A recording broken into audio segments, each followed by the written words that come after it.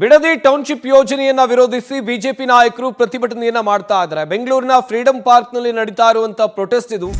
ರೈತ ವಿರೋಧಿ ಕಾಂಗ್ರೆಸ್ ಸರ್ಕಾರಕ್ಕೆ ಧಿಕ್ಕಾರ ಅಂತೇಳಿ ಬಿಜೆಪಿಯವರು ಕೂಗ್ತಾ ಇದ್ದಾರೆ. ಟೌನ್ಶಿಪ್ ವಿರೋಧಿಸಿ ಬೆಂಗಳೂರಿನ ಫ್ರೀಡಂ ಪಾರ್ಕ್ನಲ್ಲಿ ಬಿಜೆಪಿ ನಾಯಕರು ಹೋರಾಟವನ್ನ ಮಾಡ್ತಾ ಇದ್ದಾರೆ. ರೈತ ವಿರೋಧಿ ಕಾಂಗ್ರೆಸ್ ಸರ್ಕಾರಕ್ಕೆ ಧಿಕ್ಕಾರ ಅಂತೇಳಿ ಘೋಷಣೆ ಕೂಗಿದ್ದಾರೆ. ಜೈ ಜವಾನ್ ಜೈ ಕಿಸಾನ್ ಅಂತ ಪ್ಲೇ ಕಾರ್ಡ್ ಪ್ರದರ್ಶನ ಮಾಡಿದ್ದಾರೆ. ರಾಜ್ಯ ಸರ್ಕಾರದ ವಿರುದ್ಧ ಬಿಜೆಪಿ ರಾಜ್ಯಾಧ್ಯಕ್ಷ ಬಿವೈ ವಿಜೇಂದ್ರ, ವಿಪಕ್ಷ ನಾಯಕ ಆರ್ ಅಶೋಕ್, ಸಿಟಿ ರವಿ, ಕೇಂದ್ರ ಸಚಿವೆ ಶೋಭಾ ಕರಂದ್ಲಾಜೆ, ಛಲವಾದಿ ನಾರಾಯಣಸ್ವಾಮಿ ಆಕ್ರೋಶವನ್ನು ವ್ಯಕ್ತಪಡಿಸಿದ್ದಾರೆ. ಬಿಜೆಪಿ ನಾಯಕರು ಕಾರ್ಯಕರ್ತರು ಪ್ರತಿಭಟನೆಯಲ್ಲಿ ಭಾಗಿಯಾಗಿದ್ದಾರೆ. ಯೋಜನೆಯ ವ್ಯಾಪ್ತಿ ರೈತರಿಗೂ ಈ ಯೋಜನೆಯ ವ್ಯಾಪ್ತಿಯಲ್ಲಿ ಬರುವಂತಹ ರೈತರು ಇದ್ದಾರಲ್ಲ, ಇವರು ಕೂಡ ಪ್ರತಿಭಟನೆಯಲ್ಲಿ ಭಾಗಿಯಾಗಿದ್ದಾರೆ. ನೋಡ್ತಾ ಇರಬಹುದು, ಯಡಿಯೂರಪ್ಪ ಅವರು ಕೂಡ ಈ ಪ್ರತಿಭಟನೆಯಲ್ಲಿ ಭಾಗಿಯಾಗಿ ಟೌನ್ಶಿಪ್ ಅನ್ನು ವಿರೋಧಿಸ್ತಾ ಇದ್ದಾರೆ. ಸರ್ಕಾರದ ಈ ಯೋಜನೆ ಸರಿ ಇಲ್ಲ ಅಂತ ದೊಡ್ಡ ಮಟ್ಟದ ಆಕ್ರೋಶವನ್ನ ವ್ಯಕ್ತಪಡಿಸ್ತಾ ಇದ್ದಾರೆ. ಕಮಲಪಡೆಯಿಂದ ಬಿಡದಿ ಟೌನ್ಶಿಪ್ ಯೋಜನೆಯನ್ನ ವಿರೋಧಿಸಿ ಬೆಂಗಳೂರಿನ ಫ್ರೀಡಂ ಪಾರ್ಕ್ನಲ್ಲಿ ಹಮ್ಮಿಕೊಂಡಿರುವಂತಹ ಪ್ರತಿಭಟನೆಯ ದೃಶ್ಯಗಳಿವು. ಬಿಜೆಪಿ ರಾಜ್ಯಾಧ್ಯಕ್ಷ ಬಿವೈ ವಿಜೇಂದ್ರ, ವಿರೋಧ ಪಕ್ಷದ ನಾಯಕ ಆರ್ ಅಶೋಕ್, ಶಾಸಕರಾಗಿರುವ ಸುರೇಶ್ ಕುಮಾರ್, ಛಲವಾದಿ ನಾರಾಯಣಸ್ವಾಮಿ, ಕೇಂದ್ರ ಸಚಿವೆ ಶೋಭಾ ಕರಂದ್ಲಾಜೆ ಸೇರಿದಂತೆ ಇತರ ನಾಯಕರು ಕೂಡ ಅಲ್ಲಿ ಭಾಗಿಯಾಗಿದ್ದಾರೆ. ಶ್ರೀರಾಮುಲು ಇದ್ದಾರೆ.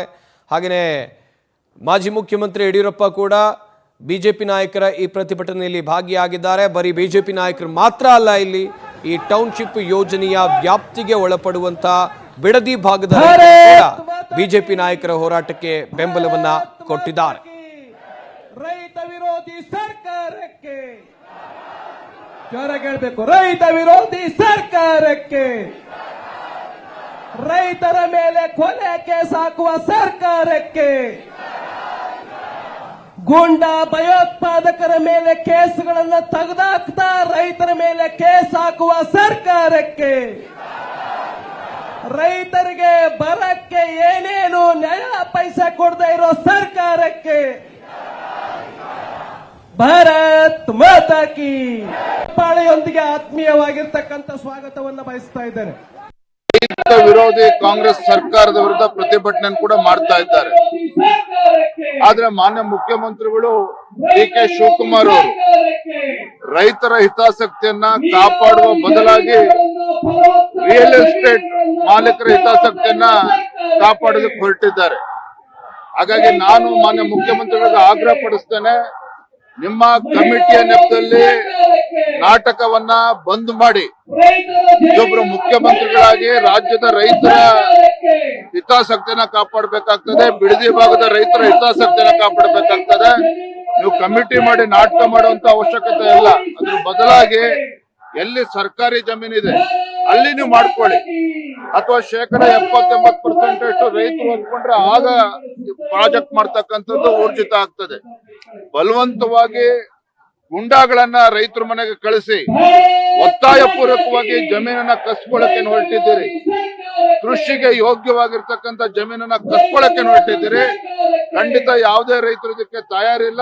ಗಣಿ ಇದೆ, ಅದನ್ನ ಲೂಟಿ ಮಾಡಿ ತೆಗೆದುಕೊಂಡು ಹೋಗ್ಬೇಕು ಅನ್ನೋದು ಕಾಂಗ್ರೆಸ್ ಪಾರ್ಟಿಯ ಹುನ್ನಾರ.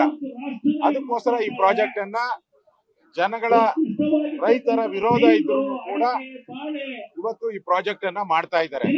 ಇದರಲ್ಲಿ self interest, not public interest. ಅದಕ್ಕೋಸ್ಕರ ನಾವು ಈ ಪ್ರಾಜೆಕ್ಟ್ ಕೈ ಬಿಡಬೇಕು.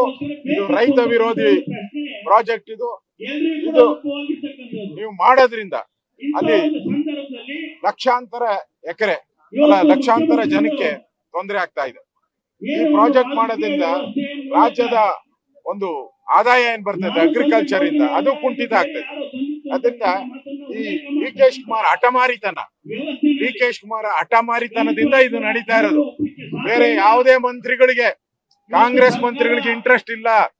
ಇದರಿಂದ ಈ ಬಗ್ಗೆ ಇನ್ನಷ್ಟು ಮಾಹಿತಿಯನ್ನು ಕೊಡ್ತಾರೆ ನಮ್ಮ ಪ್ರತಿನಿಧಿ ರೂಪೇಶ್ ಬೈಂದೂರು, ದೂರವಾಣಿ ಸಂಪರ್ಕದಲ್ಲಿ ಜಾಯ್ನ್ ಆಗ್ತಾ ಇದ್ದಾರೆ. ರೂಪೇಶ್, ದೊಡ್ಡ ಮಟ್ಟದಲ್ಲಿ ಬಿಜೆಪಿಯವರು ಪ್ರತಿಭಟನೆಯನ್ನ ಮಾಡ್ತಾ ಇದ್ದಾರೆ. ಹಾಗೇನೆ ಈ ಪ್ರತಿಭಟನೆಯಲ್ಲಿ ಏನ್ ಆಗ್ರಹ ಕೇಳಿ ಬಂದಿದೆ, ಹಾಗೇನೆ ಯಾರೆಲ್ಲ ಭಾಗಿಯಾದ್ರು ಇವತ್ತು? ಈಗ ಬಿಜೆಪಿ ಪ್ರತಿಭಟನೆ ಜೋರಾಗ್ತಾನೆ ಇದೆ. ಯಾಕಂತ ಹೇಳಿದ್ರೆ ಬಿಡದಿ ಟೌನ್ಶಿಪ್ ಗಾಗಿ ವಿರೋಧಿಸಿ ಈಗ ಅಲ್ಲಿ ಭೂಮಿಯನ್ನ ವಶಪಡಿಸಿಕೊಳ್ಳಲಾಗ್ತಾ ಇದೆ. ಇದಕ್ಕೆ ಸಂಬಂಧಪಟ್ಟಂತೆ ಬಿಜೆಪಿಗೆ ದೊಡ್ಡ ಮಟ್ಟಿಗೆ ಹೋರಾಟವನ್ನ ಫ್ರೀಡಂ ಪಾರ್ಕ್ ಅಲ್ಲಿ ಮಾಡ್ತಾ ಇದೆ.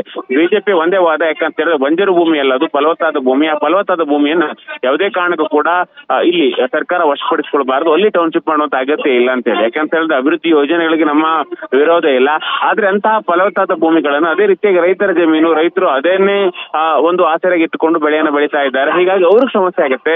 ಇದಕ್ಕೋಸ್ಕರವಾಗಿ ಯಾವುದೇ ರೀತಿಯಾಗಿ ನೀವು ಈಗ ಈ ಜಮೀನನ್ನ ವಶಪಡಿಸಿಕೊಳ್ಬಾರ್ದು ಅಂತ ಹೇಳಿ ಬಿಜೆಪಿಗರು ಆಗ್ರಹಿಸ್ತಾ ಇದ್ದಾರೆ. ಈ ಒಂದು ಹೋರಾಟಕ್ಕೆ ಯಡಿಯೂರಪ್ಪನವರು ಕೂಡ ಬಂದಿದ್ದು, ವಿಜಯೇಂದ್ರ ಅವರು, ಅದೇ ರೀತಿಯಾಗಿ ಆರ್ ಅಶೋಕ್ ಸೇರಿಸಿ ಹಲವಾರು ಜನ ಗಣ್ಯರು ಕೂಡ ಈ ಒಂದು ಪ್ರತಿಭಟನೆಗೆ ಬಂದು ಒಂದಿಷ್ಟು ಆಗ್ರಹಗಳನ್ನು ವ್ಯಕ್ತಪಡಿಸ್ತಾ ಇದ್ದಾರೆ.